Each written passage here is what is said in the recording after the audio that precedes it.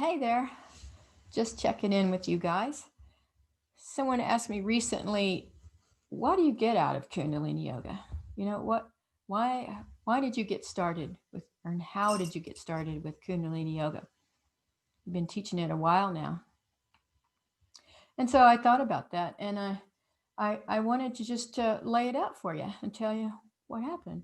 When my family and I were working art shows, I would be working long hours painting, sitting in a chair, right?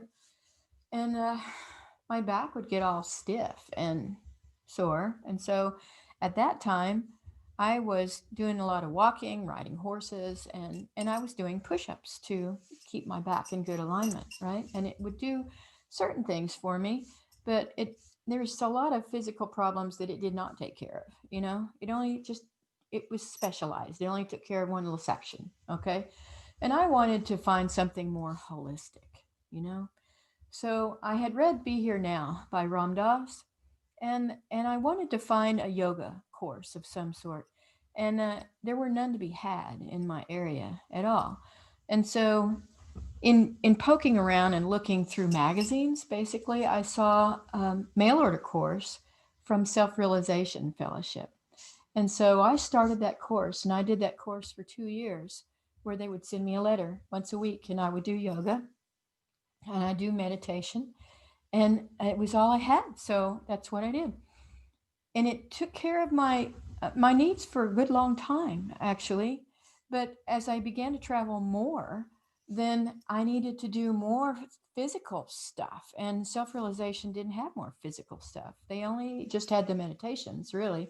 And so I was adding in Ashtanga yoga at that time, and Andrew Epler was a big help to me at that time because he was a local teacher. So this was made it able for me to sleep during that time, because when you travel too much, especially if you're a light sleeper, any little sound is going to wake you up, even with the fans on that we had. And if you're not completely stretched out, you won't completely relax. And so this worked for a while.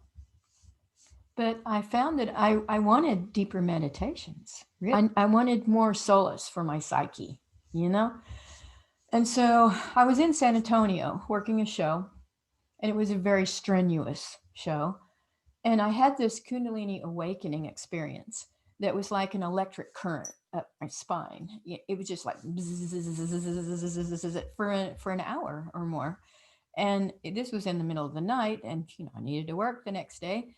And, and so I just dove into some research looking around. Okay, this is a Kundalini experience.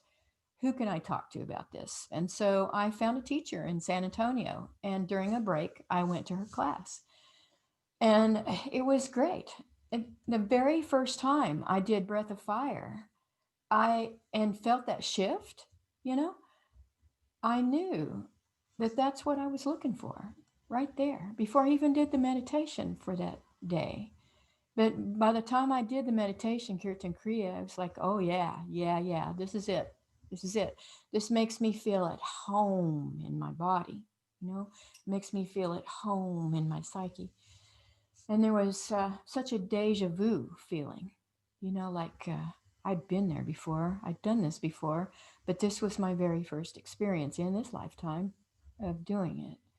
So, anyway, all my stress just washed away like a burden lifted off my shoulders. So, I did the best effort that I could at arranging a steady practice. Okay. And I had an encounter with a teacher that was through the eyes that helped me, but that's another story. So having a steady practice changed the whole emotional texture of my life.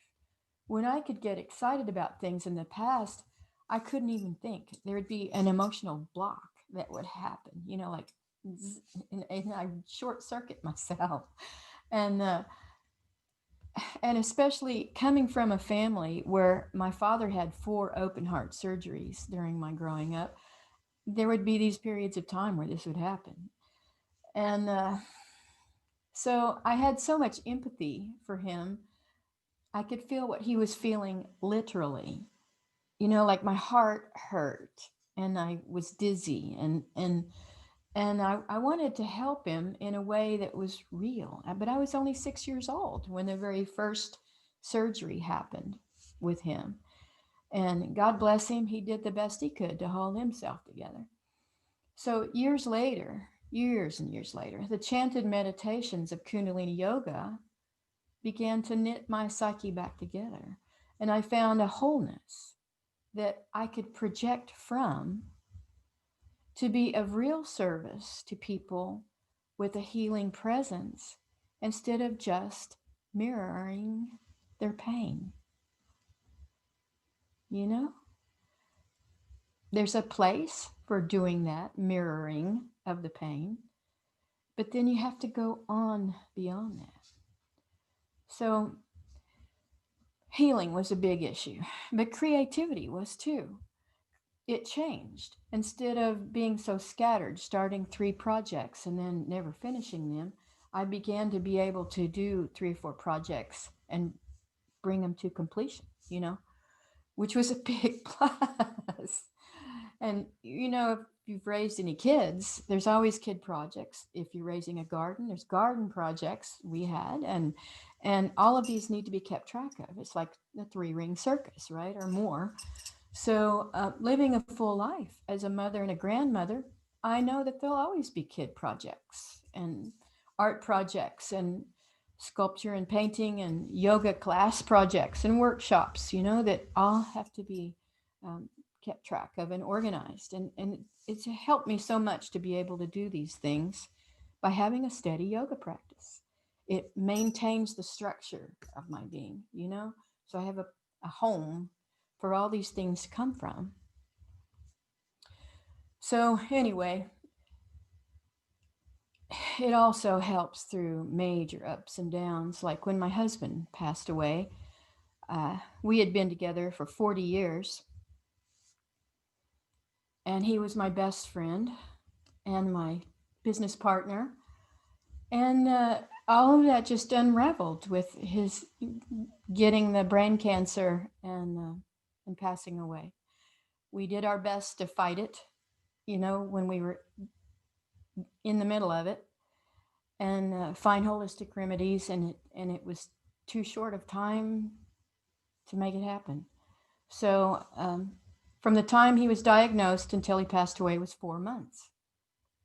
It was horrendous. And so my practice just helped me ride it out the best I could.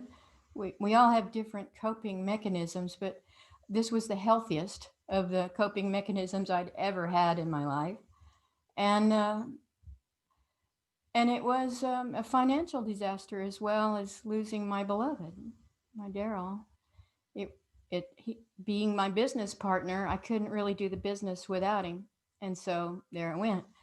And so it was a crisis of medical bills and loss of job, and so I ended up moving in with my mother, who had her own things going on.